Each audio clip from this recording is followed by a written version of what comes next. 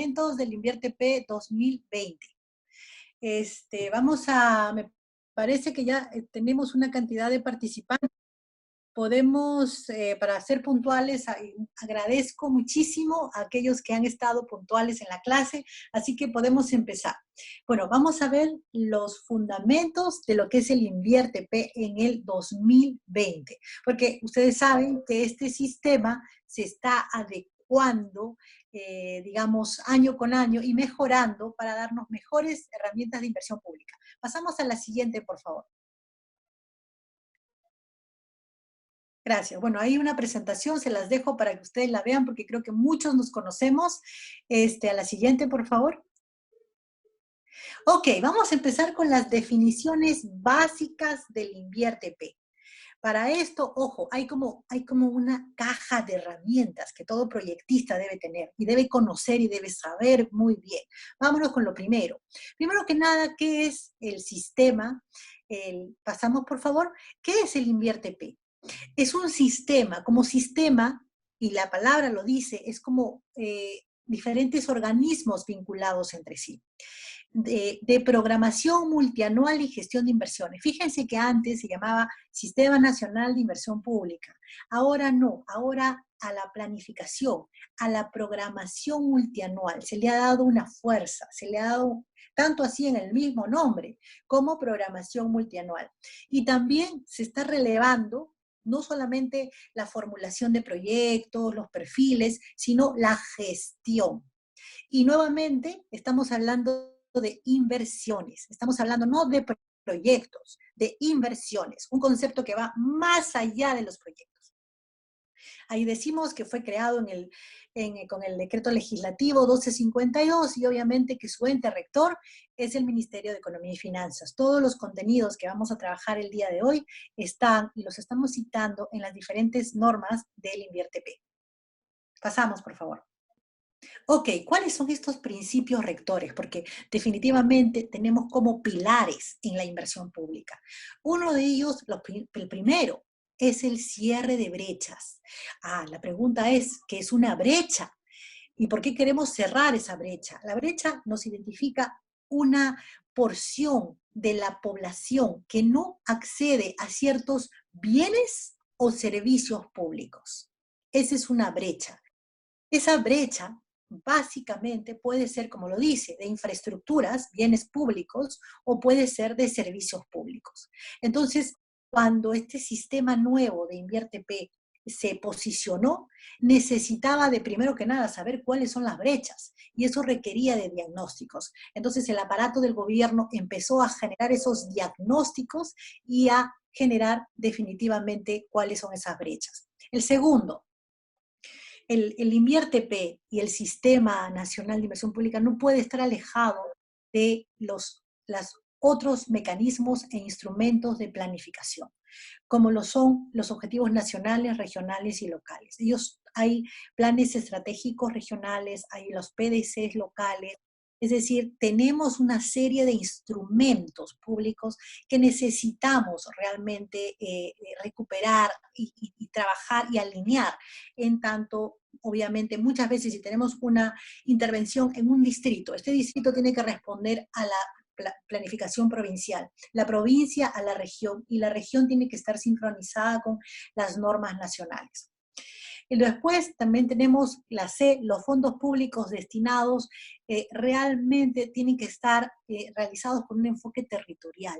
Y mucho a veces usamos la palabra enfoque territorial, pero ¿qué significa un enfoque territorial realmente?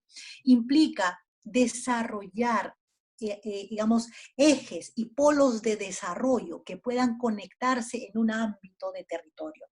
Eso implica un enfoque territorial. Pasamos a la siguiente, por favor. A, B, C, D. Los recursos también tienen que generar un mayor impacto social. Por eso es muy importante el hacer análisis cuando hablamos de proyectos de costo-beneficio. ¿Cómo saber si impacta a la sociedad si no podemos calcular el indicador más fuerte que tenemos en la evaluación, que es el valor actual neto social? Necesitamos, si queremos impacto en la sociedad, no podemos muchas veces solamente guiarnos de un valor actual de costos. Necesitamos el impacto de lo que nos da el cálculo de los beneficios o el valor actual neto valor actual neto social. Luego, la E, la inversión debe programarse teniendo en cuenta, y esto es muy importante, es supremamente importante, los recursos para la ejecución y definitivamente para la operación y mantenimiento. O definitivamente yo necesito gestar proyectos que puedan ejecutarse, pero más aún que en la operación y mantenimiento puedan cumplir el horizonte de evaluación que se ha identificado para ese proyecto. Si no podemos definitivamente justificar que va a haber fondos en la operación y mantenimiento, hay que ser honestos y decir que el proyecto no es viable. No tenemos los fondos para cubrir esa etapa y no podemos seguir viabilizando proyectos que en la fase de funcionamiento no está asegurada su capacidad de operar y mantenerse. Tampoco se debería subdimensionar el dinero que se necesita en esa fase. Esa fase debe ser bien cuantificada, tener buenos costos unitarios para poder saber realmente lo que va a costar. Porque lo que no podemos hacer es interrumpir el flujo de beneficios. No podemos decir que si yo tengo un horizonte de 10 años, el proyecto solamente va a durar 2 y los 8, quién sabe. No, tenemos que asegurar 10 años. Eso es muy importante. Y F, la gestión de la inversión debe realizarse siempre manejando transparencia y calidad a través de la competencia, es decir, transparencia y también licencia social en los proyectos, porque muchos proyectos, por no tener este componente, no estar visualizando el tema social, finalmente muchos no son ejecutados como se debería y mucho menos entran en funcionamiento. Ok, pasamos a la siguiente. Ok, esta lámina me gusta porque los proyectistas, los que amamos hacer formulación de proyectos, tenemos que entender que no todo es proyecto de inversión. Y esto es algo que el InvierTP sí ha corregido del Sistema Nacional de Inversiones. Antes sufríamos de proyectitis, ahora no. Ahora tenemos otra herramienta. Por eso es que se dice que inversión comprende los proyectos, si quieren ahí en la lámina, los proyectos es como ese envase con las monedas, es algo más trabajado, es realmente es una situación nueva muchas veces o un cambio sustancial que mejora, que amplía o que recupera capacidades, eso es un proyecto. Pero no todo tiene que llegar a proyecto. Podemos solucionar problemas con inversiones, porque los problemas también tienen dimensión. No todos los problemas son tan grandes que ameriten ser resueltos con proyectos. Pueden haber problemas que por su magnitud, por el tamaño de la problemática, podrían ser resueltos con inversiones. Ahí está lo que conocemos como las famosas IOR, o inversiones de optimización, ampliación, reposición y rehabilitación, que son un mecanismo muy importante para hacer rápidas inversiones, es decir, para ejecutar rápidamente y para que llegue bienestar a la población de manera muchísimo más rápida. Pasamos, por favor. Ahora, pero vamos a empezar por el hermanito mayor. ¿Y quién es el hermanito mayor? El hermanito mayor es los proyectos. Yo siempre, bueno, a mí me enseñaron, y yo les comento siempre en esto, que cuando me formé en proyectos de inversión en Chile, eran antiproyectos. Ellos eran pro-IORs, antiproyectos. ¿Por qué? Porque decían que si tú puedes solucionar un problema con algo pequeño y postergar hacer un proyecto, eso es algo mejor. Y siempre me ponían el ejemplo de la salud. Si yo voy al médico, yo tengo una dolencia, y lo primero que el médico me dice es, mira, tenemos que operar, te tengo que hacer un trasplante de corazón.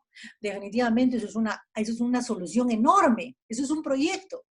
Pero si me hace una optimización, algo de repente una rehabilitación cardíaca, algo que me pueda mejorar mi capacidad de funcionamiento del corazón, pero no necesariamente operarme, ni cambiarme alguna válvula o algo así.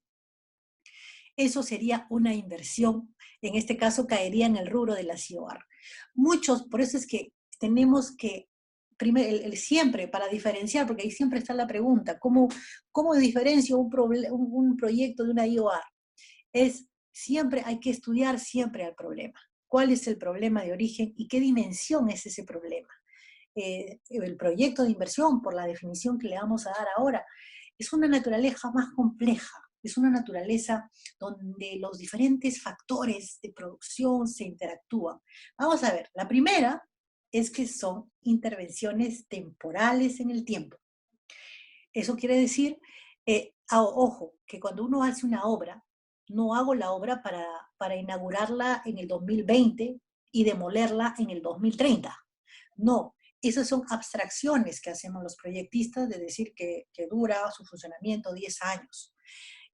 Pero a esa abstracción de tiempo entre la ejecución más el funcionamiento se le conoce como horizonte de evaluación. Ese es un concepto también que todo proyectista debe saber y entender, que para definir un proyecto siempre hay que definir temporalidad. O sea, definimos temporalidad y definimos un factor crítico de un proyecto. Por eso es que fíjense, la definición de proyectos empieza ¿con qué? Con el tiempo. Es una intervención limitada en el tiempo. El siguiente, que utiliza y financia total o parcialmente con recursos públicos. Es decir, que también ahí me dice, ok, aquí hay un financiador, hay quien va a colocar los recursos para el proyecto y es el Estado. Esto es importante, ojo que no todos los sistemas de inversiones en el mundo solamente trabajan con inversión pública, es decir, con dinero público. Hay sistemas de inversiones que también trabajan con proyectos de incidencia pública, pero que son inversión privada, ¿no? Yo les pongo el ejemplo de Chile, por ejemplo, ellos trabajan, el sistema de inversión pública no necesariamente necesita que haya dinero público para poder hacer evaluación, en este caso pasarlo por el sistema, sino si un proyecto tiene incidencia pública, ya pasa por el sistema. En el Perú no ocurre eso. Para que pase un proyecto por el sistema de InviérteP, tiene que tener fondos públicos. Eso obviamente de repente en una versión de repente 3.0 del sistema de inversiones cambie en el Perú, porque en realidad eso hace que aceptemos inversiones extranjeras también desde una óptica más social. ¿No? Esa es una pregunta que de repente también podríamos hacernos, ¿no? Si las inversiones privadas que tienen incidencia pública necesitan pasar por el sistema InviérteP. Hay muchos problemas, hemos tenido ejemplos, por ejemplo, en las mineras, en Cajamarca, etcétera, todo el problema social que hemos tenido realmente porque muchos no han pasado por un sistema de inversión pública y no tenemos claro si la sociedad como sociedad se beneficia de esas inversiones. Pero como les digo, otros sistemas más robustos que el nuestro, no necesariamente esta partecita de la definición se ajusta a ellos. Para otros sistemas puede ser que se financie con dinero público, como no, ahí más es la incidencia pública. Pero para nosotros, Perú, sí se necesita que haya financiamiento total o parcial con recursos públicos. Luego, que esté destinada, o sea, y ahí viene el objeto. ¿Para qué? ¿Para qué es este proyecto? El objeto es formación de capital físico, es decir, infraestructuras, carreteras, escuelas, humano, es decir, las capacitaciones, las capacidades intrínsecas que deben quedar también. También tenemos intelectual, también capacidad, por ejemplo, intelectual, hay institucional también, institucional, por ejemplo, necesitamos que los profesionales que estén trabajando en las entidades públicas tengan buenos lugares de trabajo, donde haya seguridad y salud en el trabajo, entonces necesitamos infraestructuras también. Intelectual, necesitamos investigación, como la investigación arqueológica, como la investigación también en temas ambientales. Necesitamos investigación si queremos después hacer gestión. No podemos hacer gestión si no sabemos, si no tenemos conocimiento. Y natural, definitivamente, tenemos que trabajar, conservar los ecosistemas, los servicios ecosistémicos y las especies. Y eso lo hacemos a través de ¿qué? Lo hacemos a través de lo que le llamamos el CRAM, ¿no? La creación, la ampliación, el mejoramiento y la recuperación. Entonces, fíjense, ya un proyecto me involucra siempre. Cuando alguien me dice, yo le pido, defíneme un proyecto, siempre tiene que tener como tres grandes características, o tres o cuatro. La primera tiene que decir cuál es la propuesta de valor, qué está haciendo el proyecto. La segunda, quién es el responsable del proyecto. Y la tercera, en qué periodo de tiempo lo va a hacer. Porque si no me respondes ni cuál es la propuesta de valor, ni cuál es la temporalidad, ni quién es el responsable, en realidad eso es una idea, es un sueño, es una bonita intención, pero no es un proyecto. Por eso es que aquí la propuesta de valor es esas formaciones de diferentes tipos de capital. Las naturalezas de intervención son principalmente a través de qué lo vamos a hacer: creación, ampliación, mejoramiento, recuperación. Y el tiempo, me lo dice, es limitado. ¿Y quién lo va a hacer? Es el Estado, parcial o totalmente, pero hay dinero público. Entonces, esta definición contempla esos tres grandes rubros que siempre necesitamos para definir adecuadamente a los proyectos de inversión. Ok, ahora hay que tener en cuenta que la ejecución puede hacerse en más de un año fiscal, porque definitivamente estos periodos, ¿no es cierto? Este periodo que hemos llamado de la ejecución más el funcionamiento, pero la ejecución depende de la naturaleza del proyecto. ¿Ok? Ahí tenemos muchos videos que por favor después vamos a dejar la tarea para que ustedes puedan ver, porque ahí hay muchos ejemplos sobre lo que corresponde a los periodos de ejecución. Ahora, no son proyectos de inversión, intervenciones que constituyen gastos de operación y mantenimiento. Hay que también diferenciar a lo que es una inversión de lo que es un gasto. ¿Ok? Y otra también, proyecto no es inversión. Entonces tampoco no podríamos hacer, o sea, ni que un proyecto se convierta en inversión, ni a una inversión volverla proyecto. O sea, no se puede trabajar en esos sentidos, ¿no? Había una frase que me decían siempre en la escuela, allá en el Mideplan de Chile. Decían, todo proyecto tiene inversiones, pero no toda inversión es un proyecto. Y eso se me quedó muy grabado, porque a veces uno tiende a proyectizar todo, ¿no? Entonces, todo proyecto tiene inversiones, es cierto, hay muchas inversiones en diferentes activos en los proyectos, pero no toda inversión que uno quiere hacer puedes convertirla en proyecto. Por eso es que es bueno que este sistema de inversión actualmente haya diferenciado lo que es la inversión en optimización, ampliación marginal, reposición, rehabilitación, lo haya separado y haya dicho, ok, esto es el mundo de las inversiones separadas, marginales, y esto es el mundo de los proyectos. Ok, perfecto. Listo, pasamos a la siguiente, por favor.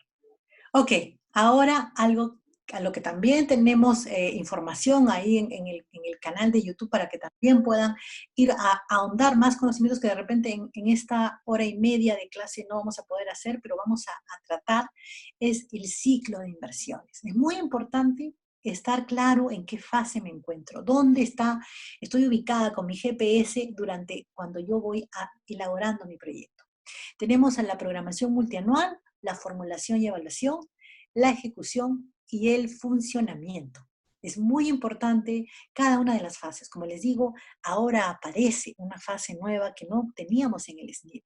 Es la programación multianual. Esa fase como que realmente era necesaria, porque proyecto sin planificación es un hijo sin mamá, porque necesita la gestación del proyecto se da en la planificación. Entonces, esa fase es muy importante.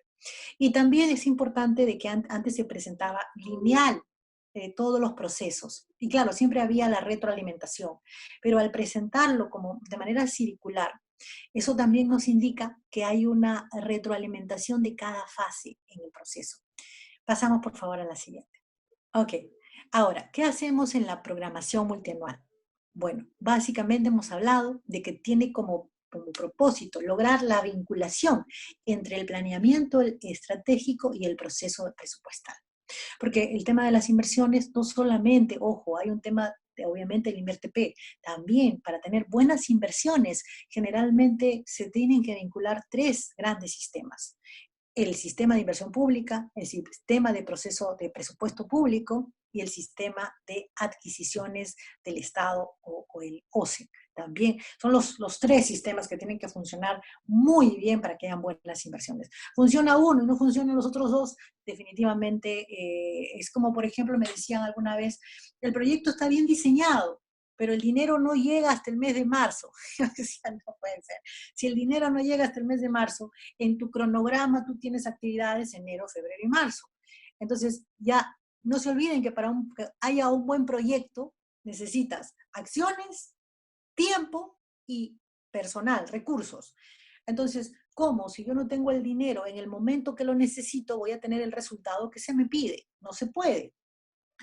Entonces, muy importante la programación multianual. Formulación y evaluación. Comprende la formulación del proyecto y la evaluación respectiva, ¿no es cierto? Y tenemos acá, hay que entenderlo siempre, de no agarrar nuestro anexo, a veces agarramos nuestro anexo, así lo abrazamos al anexo, decimos, yo tengo que cumplir lo que dice la ficha, tengo que cumplir lo que dice el anexo, tengo que cumplir... No, el formulador lo primero que tiene que analizar es la dimensión del proyecto.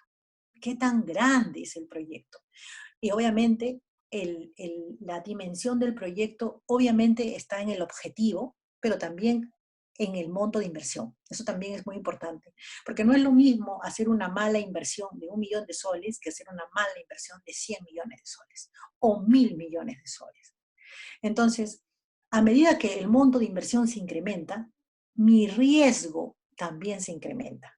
Entonces yo tengo que reducir el riesgo. Yo no puedo tener un riesgo muy alto en una inversión de 1.000 millones de soles, porque estaría poniendo en juego muchísimos recursos públicos. Muchas veces nos endeudamos para proyectos de esa dimensión. Son cantidad de dinero en préstamos, intereses, que no podría. Por lo tanto, yo necesito tomar buenas decisiones de inversión. Y la única manera de tomar buenas decisiones de inversión es con información, es con un proceso de formulación y evaluación a detalle, bien llevado.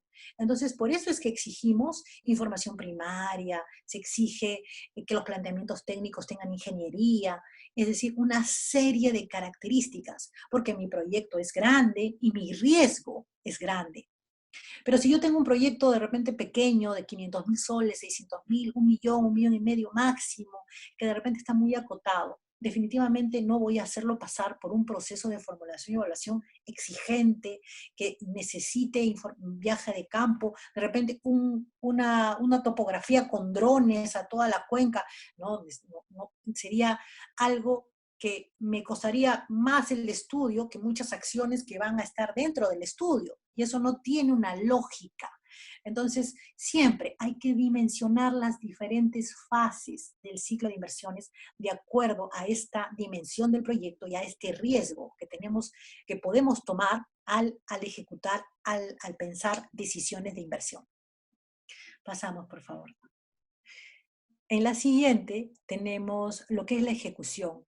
Esta fase es importante, es medular, porque definitivamente es la que vincula a la idea de la realidad. Es en la fase en que hacemos realmente que esto funcione, que esto se desarrolle. Es la ejecución. Comprende la elaboración del expediente técnico o documento equivalente y la ejecución física. La ejecución tiene dos fases, porque definitivamente yo no termino de estudiar las variables técnicas en el perfil. Yo necesito todavía una fase de expediente y necesito después hacer física. Entonces, esa es la fase de ejecución que necesitamos. ¿Cuánto dura esa fase? También depende de la naturaleza del proyecto. Como hay proyectos en los cuales, por ejemplo, si yo hago un sistema de información, por ejemplo, de gases efecto invernadero, o un sistema de información ambiental, o un sistema de información de repente para la identidad de las personas, etcétera, que pueda trabajar la RENIEC, muy probablemente necesite información, digamos, necesito ejecutar rápido, porque las tecnologías de información son rápidas, necesito armar los software, por ahí un tema de obsolescencia tecnológica, también de generación de los software, etcétera. Necesito que eso sea muy rápido, la ejecución es muy rápida. Diferente si me planteo proyectos de repente de reforestación de un bosque que ha sido deforestado totalmente. Eso necesita, obviamente, todo una planificación, necesita darle tiempo a que se generen los viveros, que se vaya a hacer la plantación. También no podemos dejar a los plantones pequeñitos, tenemos que acompañarlos hasta que puedan este, generarse de manera más robusta en la tierra y que puedan ya empezar a dar algunos servicios ecosistémicos que puedan mantenerse de alguna manera por sí solos. Eso no va a tomar un año, eso depende de la naturaleza del proyecto. Puede durar 3, 5, etcétera, la cantidad de años que realmente corresponda. Y el funcionamiento. Para mí, el funcionamiento es la etapa más importante de todo el ciclo. Obviamente dependerá, habrá que me diga, no, la ejecución, no, la formulación y evaluación, pero en realidad es la fase más importante porque es donde se generan los beneficios a la población, donde la población pasa realmente a una situación con proyecto. No hay con proyecto en la formulación y evaluación, no hay con proyecto en la fase de ejecución. A veces uno dice, sí, está la obra ahí, mírenla, mírenla, está construido el colegio, pero no da servicios. Y mientras no dé servicios, no hay proyecto, porque el objetivo no es la inauguración de la infraestructura, el objetivo no es la inauguración de ese sistema de riego, el objetivo es dar servicios públicos. Y hasta que esos servicios públicos, año con año, que yo proyecté para el funcionamiento en el horizonte, no se den con la calidad y en la cantidad que se había previsto, yo no puedo decir que mi proyecto es exitoso. Mi proyecto es exitoso en esa fase, cuando se da en esa fase. Ahí yo realmente puedo hacer evaluación y decir, bueno, no consideré este aspecto, no consideré el otro. Ahí realmente entra una retroalimentación muy grande que ayuda a las demás etapas. Pasamos, por favor. Ok, aquí, bueno, con relación a la programación multianual, ya empezamos a ver cada una de las etapas. En esta primera etapa de la programación multianual, que es muy importante, tenemos primero que elaborar y aprobar indicadores de brecha. Obviamente todavía los sectores están mejorando muchas veces sus indicadores de brecha, porque todo esto es un procedimiento, es un proceso, no es fácil. Obviamente a veces uno dice, ok, primero hay que definir el servicio público, ¿no? Tengo que definir ese servicio y ese servicio tiene un indicador, claro, pero y después tengo que calcular la brecha, es decir, viene el paso 2 que es, tengo que hacer el diagnóstico para saber la brecha, pero a veces realmente es muy complicado sacar ese diagnóstico. Les pongo un ejemplo.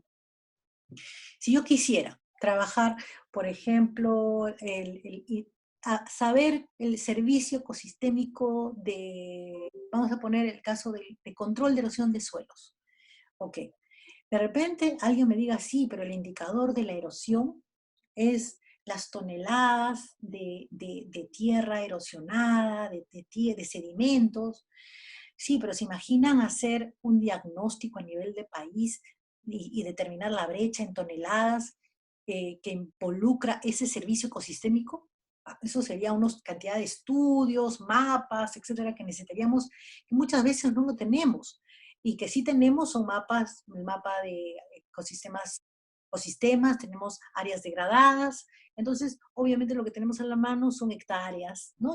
Entonces tenemos algunas unidades a las que podemos echar mano para poder desarrollar los diagnósticos y para poder plantear las unidades de los indicadores. Entonces, también yo creo que esto va a ser un proceso en el que vamos a tener mejores diagnósticos como país y que también nuestros indicadores van a ir mejorando en el proceso. Pero ojo, yo tengo todos los servicios, tengo como sector, manejo una cantidad de servicios, pero tengo que priorizar. No se olviden que tenemos recursos escasos y como recursos escasos yo no puedo decir que vamos, todo está prioritario. Tengo que tener algunos criterios de priorización. Con eso yo armo mi cartera de inversiones y luego ya pasa a una aprobación y una, obviamente, presentación siempre a la entidad rectora, que es el MEF, ¿no? Ahí está la DGPMI, y obviamente la publicación, etcétera, de estos documentos. Ok, la siguiente, bueno, aquí hay algunos criterios para esta programación multianual. tenemos cierre de brechas prioritarias, ya hemos hablado lo que es este cierre de brechas, coordinación. Esto es muy importante porque ahora estas brechas están en los 3 niveles de gobierno y hay que hacer que realmente se interrelacionen. La sostenibilidad, que es esa capacidad de generar beneficios durante todo el horizonte de evaluación o la fase de funcionamiento en particular. Esa es la sostenibilidad. Cuando hablamos de que un proyecto sea sostenible, es que durante toda la fase de funcionamiento dé beneficios. Si hemos hecho un proyecto que no hemos considerado los peligros y sabemos que en cualquier momento, ante un fenómeno del niño o ante cualquier problema externo, podría generarse digamos, una ruptura de los servicios públicos, no es sostenible. No estamos haciendo el trabajo. Por eso es que a veces decimos, no, hay que tener una perspectiva de gestión de riesgos. En nuestro país no es una perspectiva, es una necesidad. La perspectiva sería o sería un adicional si es que no estuviéramos en una realidad como la nuestra, donde necesito yo decir que va a haber funcionamiento durante todo, voy a dar servicios durante toda la etapa de funcionamiento. Si yo en algún momento de esta etapa yo cancelo los servicios o no se dan porque hubo un huaico, porque hubo una inundación, porque hubo un terremoto, y yo no consideré estas variables en mi diseño técnico, en mi propuesta de valor de servicio público, definitivamente no es sostenible mi proyecto. Entonces, sí es necesaria la sostenibilidad. Y obviamente una oportunidad en la entrega del servicio a la población beneficiada. Esto sufrimos bastante porque, mire, nosotros hemos sufrido hace mucho ya, digamos, en términos claros, lo que es el fenómeno del niño. Y tenemos todavía obras que se están haciendo recuperación, pero todavía algo que debería ser inmediato, que debería tener un sistema de ejecución ágil y rápido, donde los sistemas que les decía de presupuesto público, el OCE, serían simplificados, porque lo necesitamos, porque hay una oportunidad en la dotación de servicios, lamentablemente no lo tenemos. A veces se cree que solamente porque Invierte P se flexibilice, el resto va a funcionar. No, todos los sistemas tendrían que flexibilizarse ante las emergencias. Siguiente, por favor. Bueno, la formulación y evaluación en un color azul bonito para que realmente lo podamos entender. Esta fase, ya lo hemos hablado, ¿no es cierto?, comprende no solamente la formulación, y aquí yo hablo de los dos universos, los dos mundos. Y el proyectista tiene que entender el mundo sin proyecto y el mundo con proyecto. El mundo sin proyecto, que es el mundo de los problemas, el mundo donde no tenemos servicios, donde no tenemos calidad, donde no tenemos la cantidad de servicios a dotar para los beneficiarios, donde tenemos de repente una participación muy pobre de la mujer, donde no tenemos enfoques de género, también de poblaciones vulnerables, versus la parte de la formulación, donde viene la con proyecto, es decir, las soluciones. Estas soluciones, ojo, deben responder al diagnóstico. Si yo diagnostico A, es porque ese A va a estar como parte de mi planteamiento técnico. Yo no tengo que diagnosticar algo que no voy a usar en el planteamiento técnico. Entonces, diagnósticos pesados que parecen investigaciones académicas no tendría sentido realizar. Lo que tenemos que realizar son diagnósticos que realmente haya una correspondencia casi perfecta entre lo que diagnostico y lo que voy a plantear técnicamente. Y la cereza del pastel, tenemos que hacer evaluación económica. Porque definitivamente si nos quedamos en el planteamiento, pero no sabemos si eso genera valor, ¿cómo vamos a tomar buenas decisiones de inversión? Entonces, esa generación de valor definitivamente se obtiene a través del análisis costo-beneficio. Obviamente hay otros análisis como el costo-efectividad que ayudan, también pueden permitir priorizar, pero no me permiten determinar si tengo rentabilidad social o genero bienestar en la población. Pasamos, por favor. Vamos a encontrar lo nuevo que trae el Invierte P con relación a los instrumentos que tenemos para hacer proyectos de inversión. Mire, acá tenemos las llamadas fichas, a veces un poquito mal entendidas, porque pensamos que es una ficha y yo voy a llenar datos. Voy a empezar a hacer todos los datos en la computadora, Pero la pregunta que les hago es, ¿y de dónde van a venir esa información? Esos datos de esas fichas tienen que venir de estudios, de informes. Las fichas no son un atajo al proceso de identificación, formulación y evaluación. Los procesos, identificación, formulación, evaluación, siempre se dan. Ficha o documento perfil, siempre se dan los procesos. El hecho es que las fichas afinan focalizan la información que es más relevante y que de alguna manera puede ser sistematizada. Entonces, es como un método, algo más sencillo, que te permite no estar de repente, no te pones a pensar, a ver, realmente para mi diagnóstico, ¿yo debo diagnosticar el tema del idioma? No, a la ficha te dice, mira, idioma no, porque no está correspondiente con el planteamiento técnico, por ende, solamente diagnostica estas variables.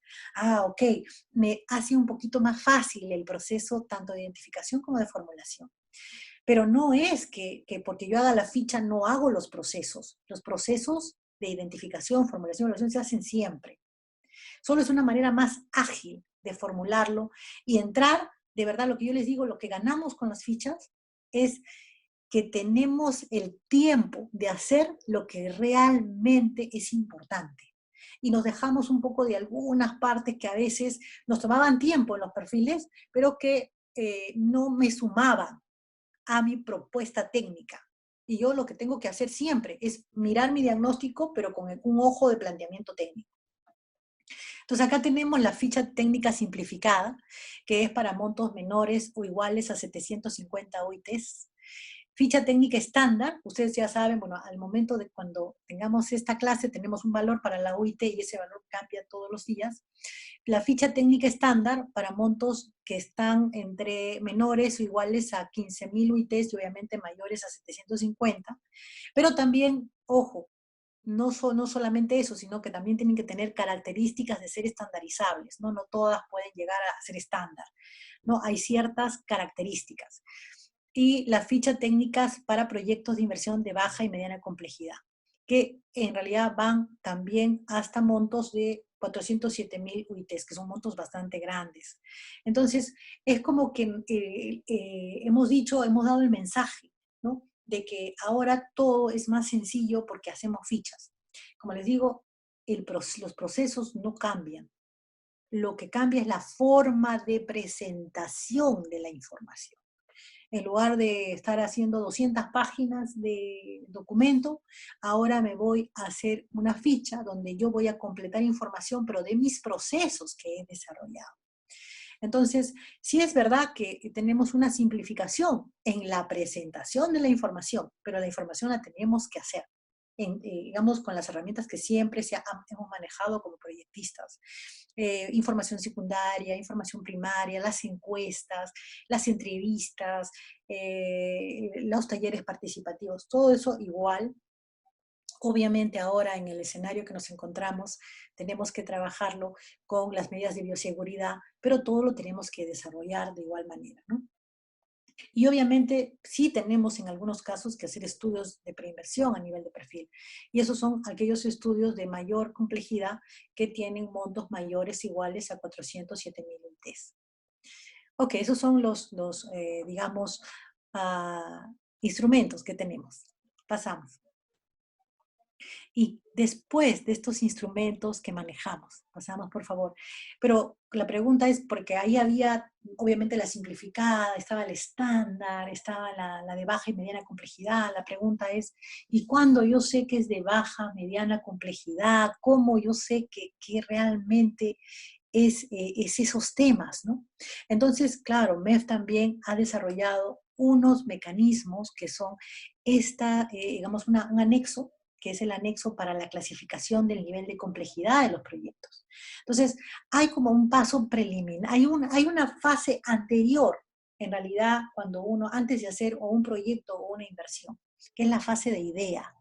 En esta fase de idea, uno debe tener más o menos cuál es el rango de inversión, más o menos, y debería uno hacer este test de riesgo. Este test apéndice del anexo 10 debería hacerse, ¿no? Porque si ustedes ven la gráfica, ¿no? Si yo tengo un proyecto que está menos de 15.000 UITs, o sea, monto bajo, comillas bajo, que son 60 millones, pero tiene un riesgo bajo, entonces eso es baja complejidad. Esa baja complejidad puede ser bien, dependiendo del monto, una simplificada, o si tiene las características de estándar, podría ser una estándar. Si tengo más de 60 millones, hasta 1.600 millones, que es un tramo muy largo, y yo tengo un riesgo bajo, tengo mediana complejidad. No, hay baja complejidad también, ahí en baja complejidad también entran los de baja complejidad, o sea, la ficha de baja complejidad, ¿no? Y tengo mediana complejidad. Ahora, si tengo montos de menor a 60 millones y tengo un riesgo medio, también entra mediana complejidad. O sea, fíjense que lo verde y lo amarillito entrarían, a ver si vamos una antes, por favor. Entrarían en lo que corresponden a la ficha técnica de baja y mediana complejidad. Y en lo que era verde, podríamos también tener las estándar y podríamos tener a las simplificadas. Eso depende, porque no se olviden que estamos hablando de 0 hasta 60 millones, ¿no? Podemos ahí tener proyectos muy chiquititos que de repente cumplan con la simplificada, o proyectos que están estandarizados y que también caen ahí en baja. Y obviamente tenemos los de baja complejidad, que son esos que corresponden a esa ficha técnica. Ok, pasamos a la siguiente, por favor. Pero si se dan cuenta, podemos tener proyectos que de repente el monto es pequeño, pero el riesgo es alto y es alta complejidad. Entonces, no siempre hacemos fichas. El hacer fichas necesita como paso cero, como primer paso, es identificar el nivel de riesgo de la intervención y para eso es seguir esta metodología. Entonces, para eso hay como les digo, es un checklist de criterios que van desde temas de saneamiento físico legal, temas relacionados con, vamos a poner en el canal de la Escuela de Proyectistas el anexo 10 para que ustedes lo puedan descargar y analizar todos los factores. Si, por ejemplo, quedan en áreas de amortiguamiento de áreas naturales protegidas, es decir, si tienen algunas características que por su naturaleza les puedan elevar el nivel de riesgo. ¿Ok? Entonces es alta complejidad. Entonces igual, si yo tengo de 60 a 1.600, pero tengo riesgo medio o riesgo alto, tengo alta complejidad. Bueno, y en el extremo, obviamente, montos de inversión enormes, más de 1.600 millones y riesgos, así sea bajo, pero ahí lo que manda es el monto de inversión, porque si tengo un monto de inversión de 1.600 millones de soles, definitivamente, imagínense hacer una mala inversión de 2.000 millones de soles. Son 2.000 millones de soles más sus intereses perdidos para el gobierno del Estado peruano y para todos los peruanos. Por ende, por más que tenga riesgo bajo, necesito yo que sí sea perfil. Necesito hacer un documento, ahí no puedo simplificar muchas cosas, necesito estudios, necesito hacer valoración contingente, es necesaria todas esas herramientas porque tengo que ganar certidumbre, tengo que ser cierto, tengo que tener certeza que mi decisión de inversión es correcta. Y aquí hago un alto.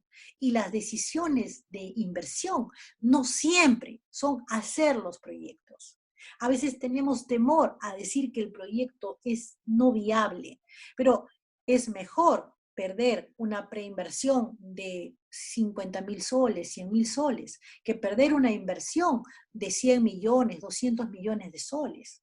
En el mundo de las inversiones, todos pasan en el ciclo, muchos pasan por la planificación, otros pasan por la formulación y evaluación, pero muchos se quedan en esa etapa y no pasan a la ejecución. Y después, obviamente, ya viene el funcionamiento. Pero hay un porcentaje bastante grande que se queda en esa etapa como no viables. Y está bien, porque no todo tiene que encajar en la viabilidad. Y a veces nosotros tenemos el olfato de proyectistas y sabemos realmente que no es probable que no sea viable el proyecto, porque la comunidad no quiere el proyecto, porque el saneamiento físico legal es un problema, porque lamentablemente no hay otra ubicación donde hacer el proyecto, pero ya ha habido ahí una huella de una quebrada activa, que ese no es un buen lugar para localizar el proyecto, que lamentablemente no hay quien opere y mantenga este proyecto en la fase de ejecución y no puedo realmente tener a un operador organizado.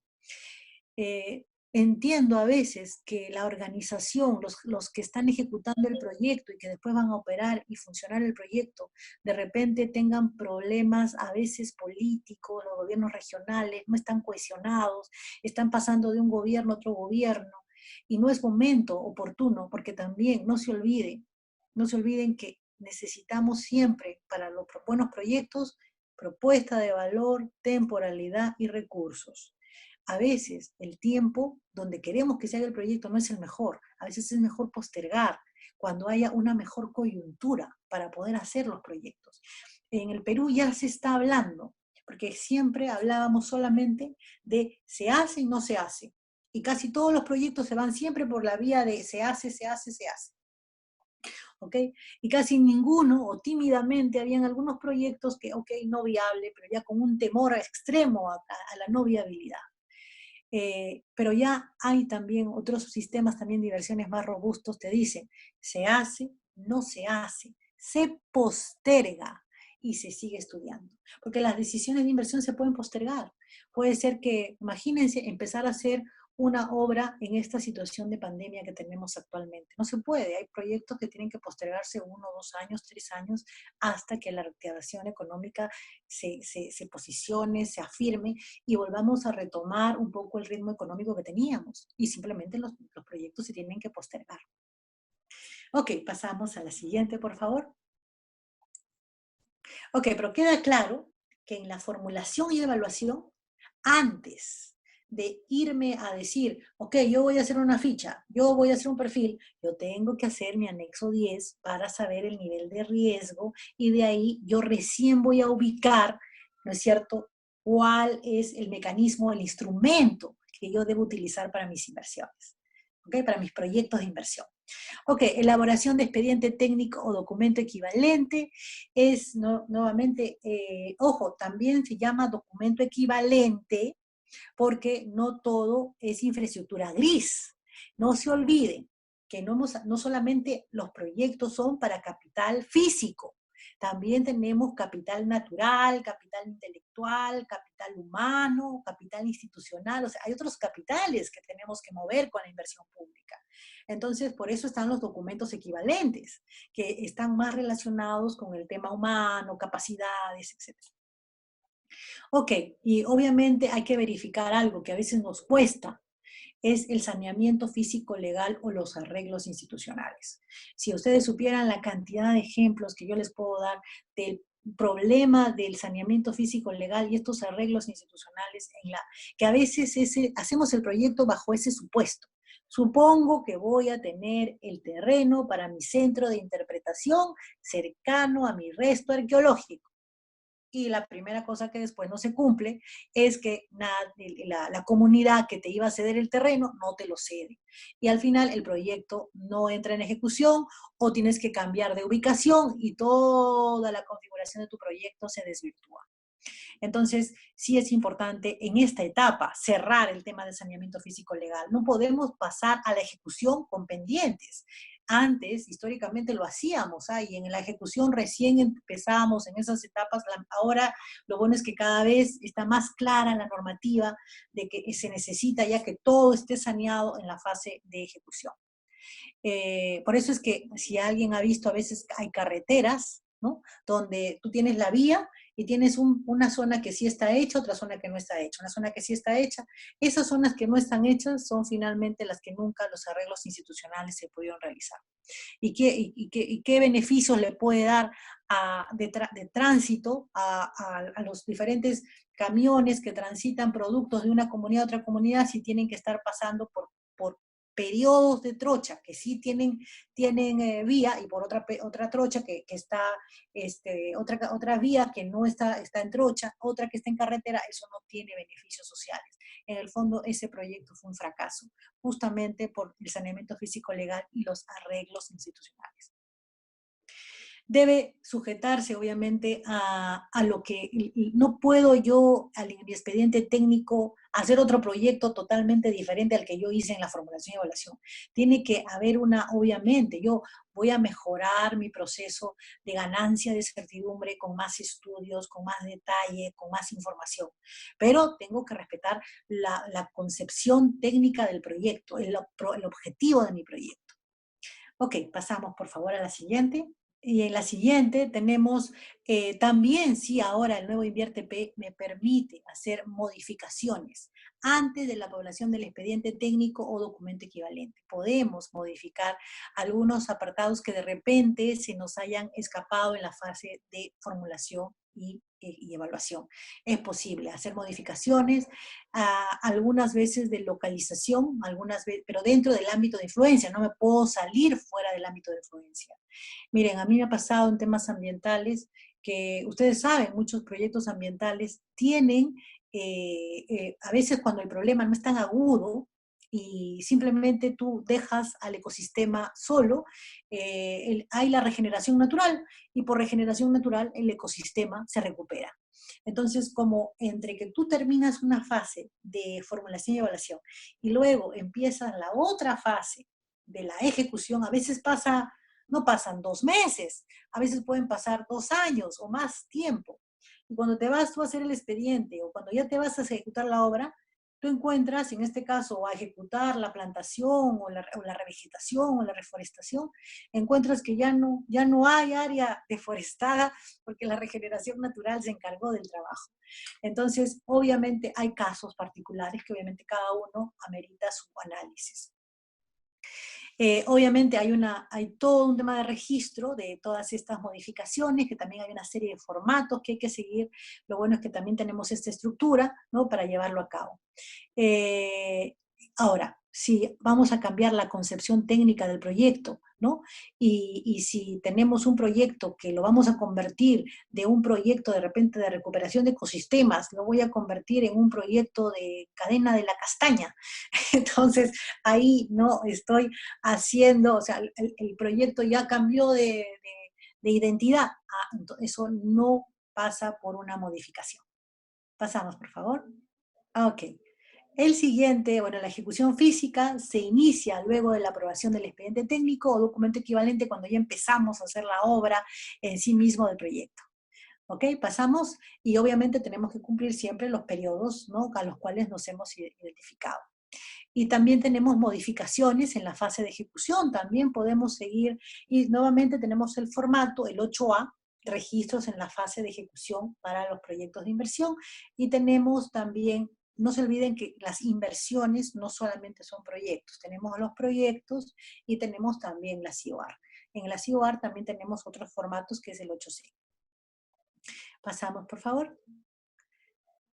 Y tenemos el funcionamiento, que es la fase donde definitivamente, como está ese auto en esa carretera bonita, realmente ese colegio con los servicios educativos, es donde nosotros vamos a brindar los servicios públicos a la población y donde vamos a tener la posibilidad de hacer la evaluación ex post, que es la única que nos va a permitir mejorar el proceso de inversiones que tenemos en el país. Solamente sabiendo en la fase de funcionamiento si el servicio se dio con la calidad y la cantidad que se predijo desde la formulación y evaluación, vamos a mejorar esta capacidad.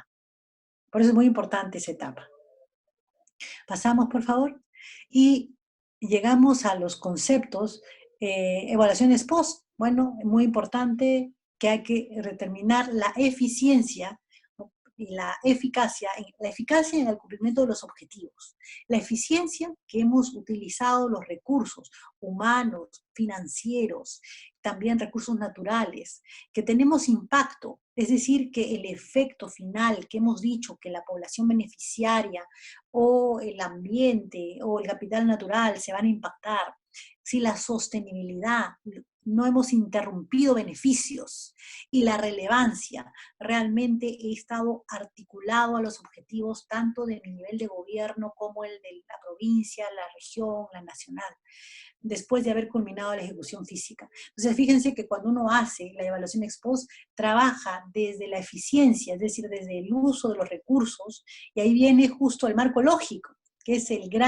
una herramienta para hacer evaluación ex post. Porque si uno analiza el marco lógico tenemos los indicadores de impacto, de eficacia, de eficiencia, y eso nos va a permitir realmente, por eso es muy importante que el marco lógico no se haga al final, se hace junto con el árbol de problemas.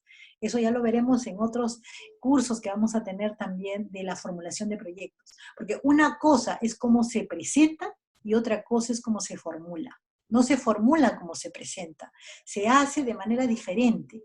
El marco lógico se tiene que trabajar junto con tu árbol, los dos de la mano, siempre. Son dos instrumentos que tú los tienes que mirar y ver que sean coherentes. Son herramientas que te van a permitir la coherencia. Pasamos, por favor. Y tenemos, bueno, ahí hay algunas evaluaciones ex post, ¿no es cierto? Momentos de la evaluación ex post. Para la COR, obviamente, como inversiones más pequeñas, en el corto plazo. Los proyectos, ahí también estamos cuando son una ficha simplificada, cuando son una estándar, cuando es una ficha de mediana o baja complejidad, o cuando es un perfil, ¿no? Entonces, ¿cuándo corresponde una evaluación ex post? O un seguimiento, ¿no? Fíjense que obviamente, si estoy en un proyecto de gran tamaño, hemos hablado que a ver si ahí vamos poniendo en el chat, los perfiles, ¿se hacen en qué casos? ¿Mediana, baja complejidad o alta complejidad? ¿Y qué montos?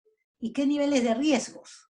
Entonces, obviamente, si yo tengo proyectos de esa dimensión, yo necesito hacer evaluación ex post del corto, de seguimiento, de mediano y de largo plazo. O sea, ahí sí necesito tener una batería muy grande de seguimiento para ese tipo de proyectos. Pasamos, por favor. Y, ok, aquí la institucionalidad del InviérteP, esto también es algo, un refrescamiento. Porque miren, en realidad habían dos temas que estaban como muy disminuidos en el Sistema Nacional de Inversión Pública. La planificación y el monitoreo. Y en realidad, si tú tienes una planificación y un monitoreo débil, o sea, ni inicio ni fin. O sea, ¿cómo yo puedo realmente tener buenas inversiones si ni el inicio ni el fin lo tengo adecuado? Entonces, por eso también se tuvo que reorganizar las funciones, porque o creo más entidades o yo voy reagrupando funciones en los que ya existen. Entonces, eso fue lo que se hizo. Los que ya existen, y eso me parece bien porque si no tampoco ampliamos la burocracia, ¿no? Entonces se dijo, ok, este es el sistema y ahora vamos a tener que reorganizar funciones.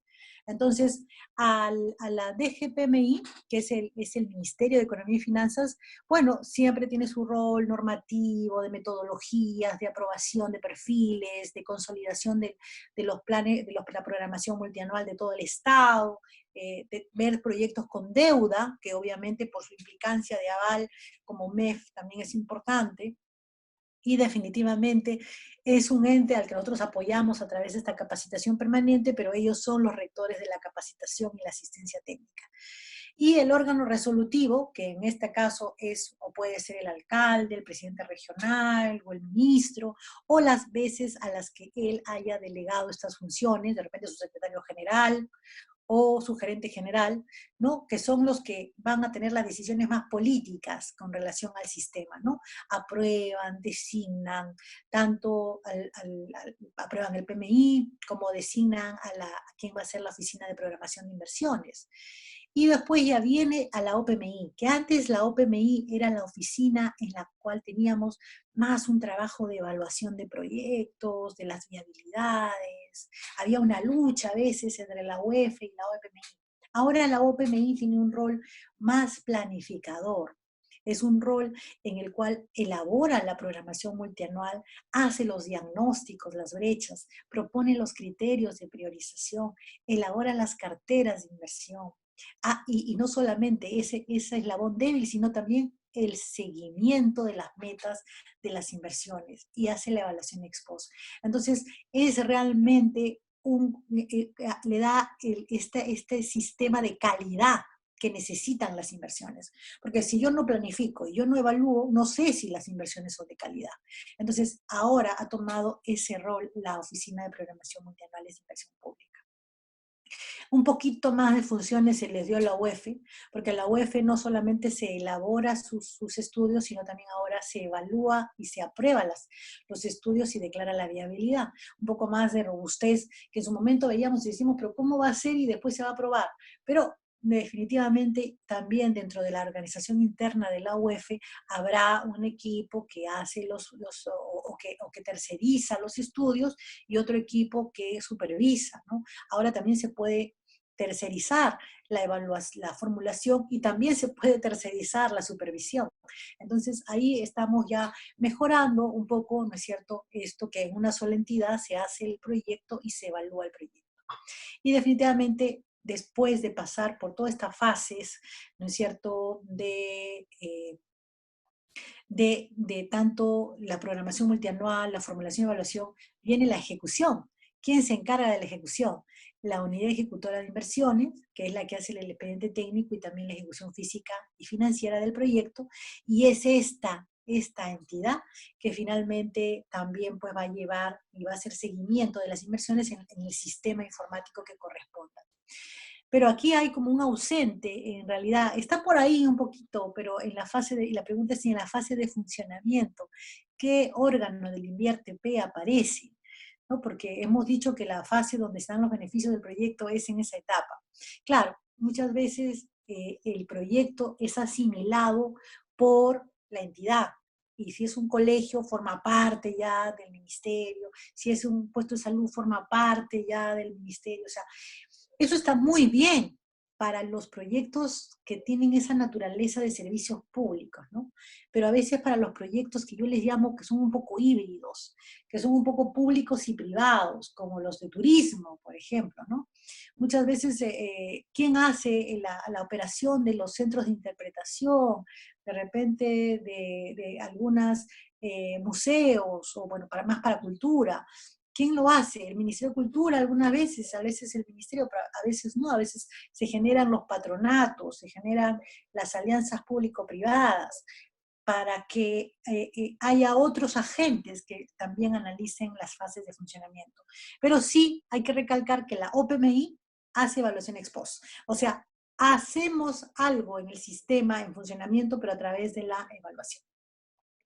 Ok, pasamos y ya casi terminando, porque ya también estamos ya rondando la hora, y acá no todas las inversiones son consideradas proyectos de inversión pública. Esto creo que venimos y aquí estamos jalando un poco para nuestros temas próximos que vamos a tratar aquí en la escuela, y es el tema de la COR. Solo los proyectos de inversión se someten al ciclo de inversiones total.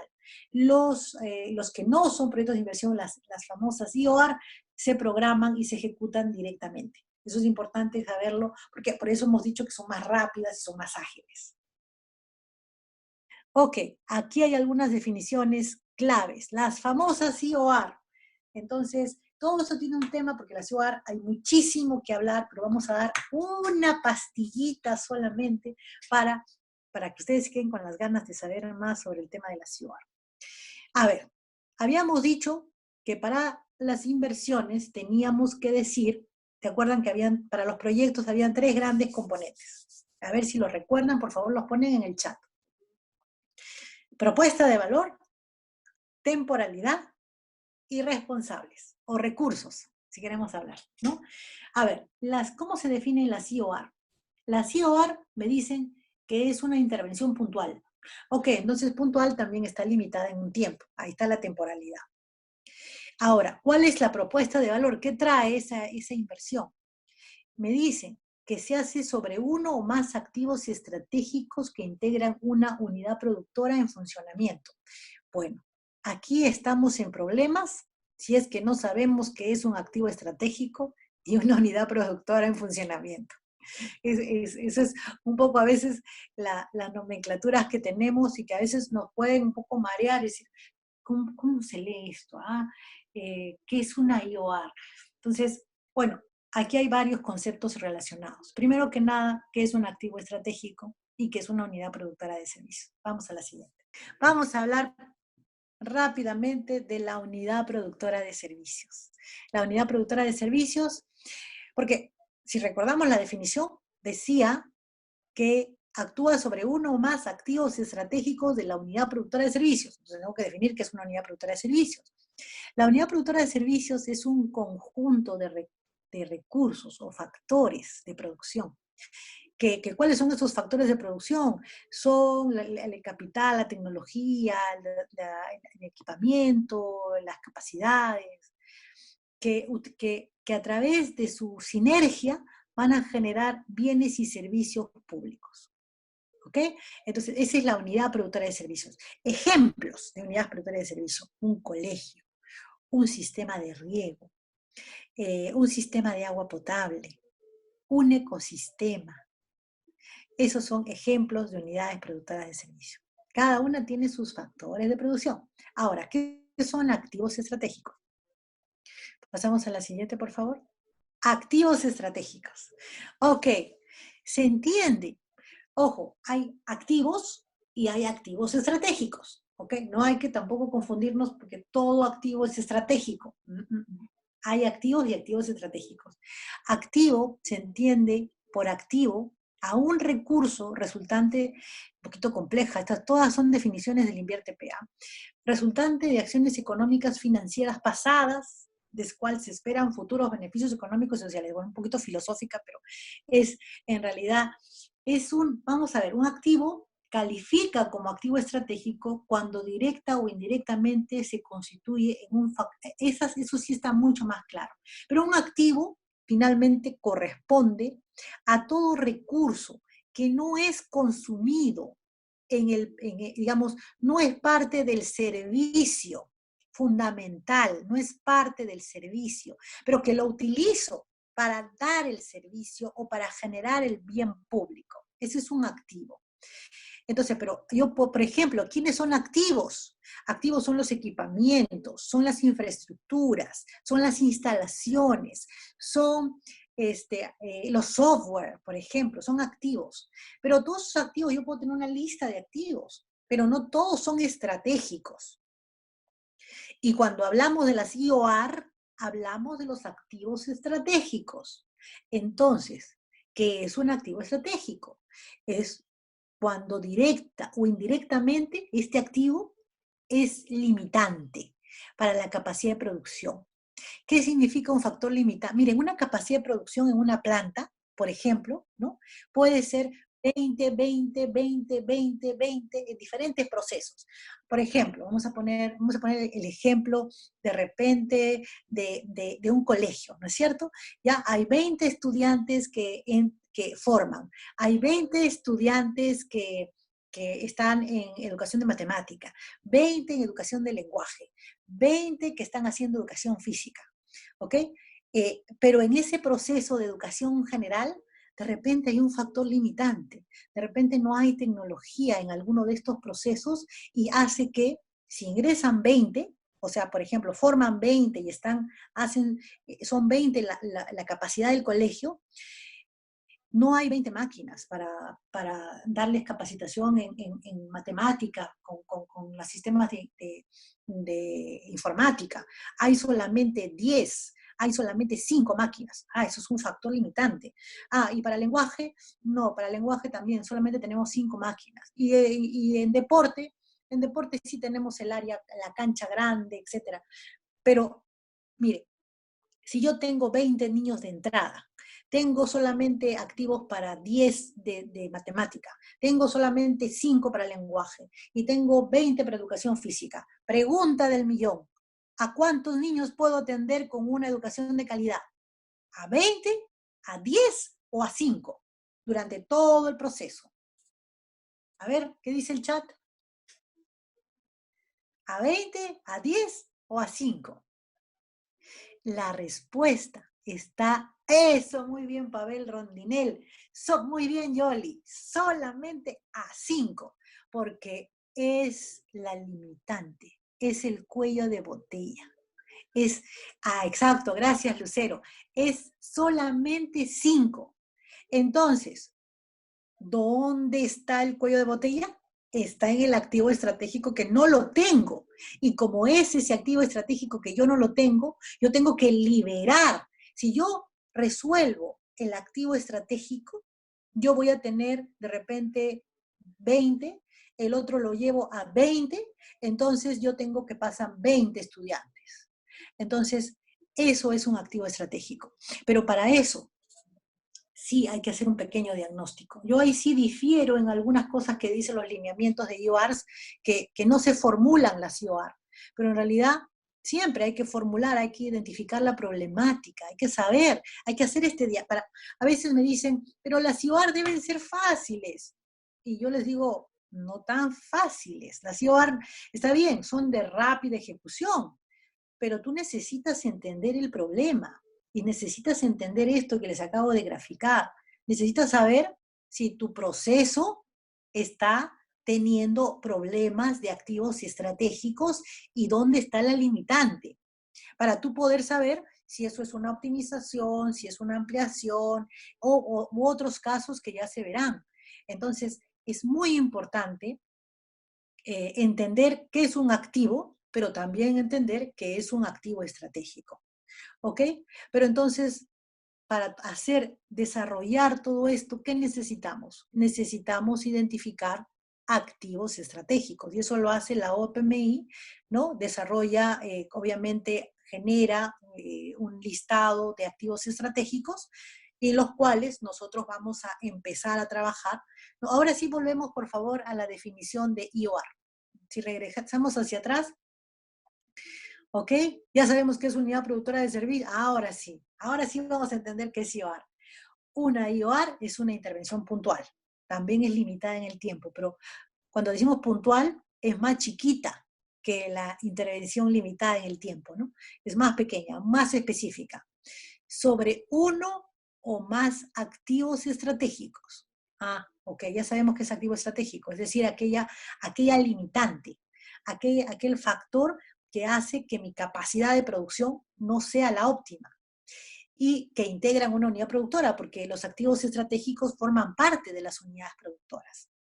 Y algo muy importante, en funcionamiento. O sea, yo no puedo crear unidades productoras de servicio con una IOAR.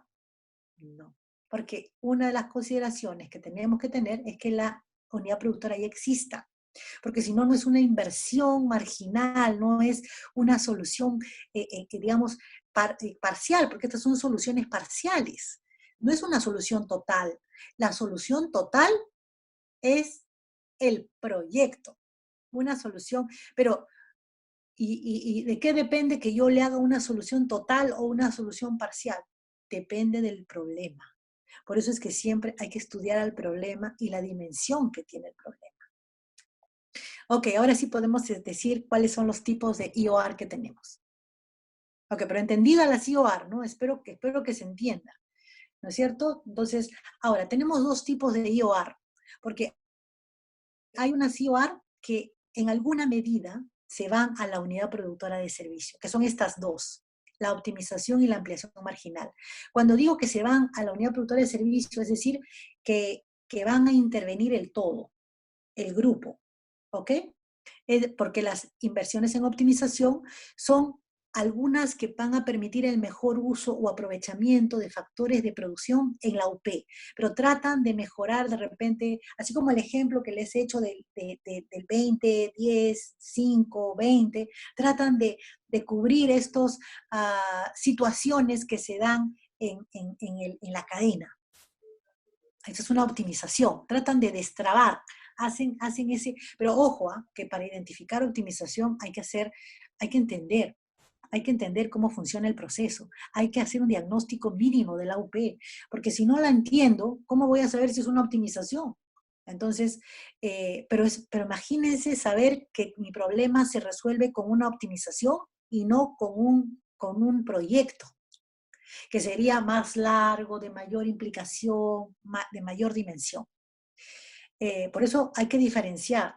Una inversión de optimización de un proyecto de mejoramiento, que es la naturaleza que tendría relación, pero que no son lo mismo, ¿ok? Porque el mejoramiento actúa sobre toda la UP y de una manera sustancial, que realmente hace un cambio en la sociedad, en la dotación de capitales, lo que no hace una optimización, que libera y destraba limitantes. La ampliación marginal, lo mismo, amplía, pero en un porcentaje también menor a 20%, y hay ciertos casos, ahí están los casos, caso 1, caso 2, caso 3, caso 4, ¿no? Caso 1 amplía la capacidad hasta un 20%. ¿Por qué 20%? ¿Por qué no 40? ¿Por qué no 60? Porque si fuera 40 ya sería proyecto, y si fuera 60 ya sería proyecto. ¿Y qué naturaleza de proyecto? Ampliación. Caso 2, edificación, que no incrementa la capacidad de producción. Siempre, no hay que tratar de que incremente la capacidad de producción. Adquisición anticipada de terrenos es un caso particular. Y la famosa liberación de interferencias, reubica ciertas redes de servicios públicos, si en el caso, obviamente, para mejorar, para optimizar. Siempre estas limitantes. Ese es como un enfoque de UP. Y las otras dos, que ya con esto cerramos, ¿ok? Las otras dos pasamos a la siguiente, por favor, que ya están más direccionadas al activo, porque ya ahí no miramos a la UP, ahí miramos simplemente a los activos estratégicos. Entonces yo digo, a ver, yo voy a reponer si ya pasó su tiempo de vida útil, porque ya, bueno, estaba obsoleto, no le di el mantenimiento adecuado durante el tiempo, entonces tengo que hacer una reposición. Reemplazo de equipos, equipamientos, mobiliarios, vehículos, que han combinado su vida útil estimada o efectiva.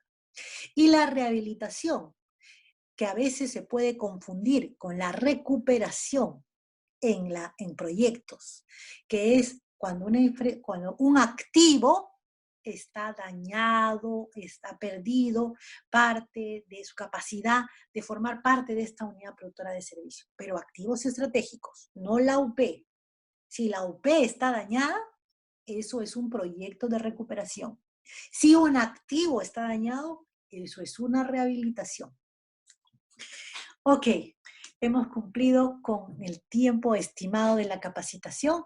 Solamente finalizar pasamos a la siguiente, con invitarles tenemos una clase de IOR, que espero, muchísimas gracias, a una clase de IOR que espero que ustedes puedan estar con nosotros, es el 11 y el 18 de julio. Si tienen dudas de si están fraccionando proyectos o fraccionando o cometiendo duplicación, etcétera, por favor, tenemos esta clase y el Perú necesita mejores proyectos. Para eso estamos trabajando y para eso tenemos, gracias Raúl y Nostroza, para tener mejores proyectos de inversión pública. Ok, muchísimas gracias. Nos vemos.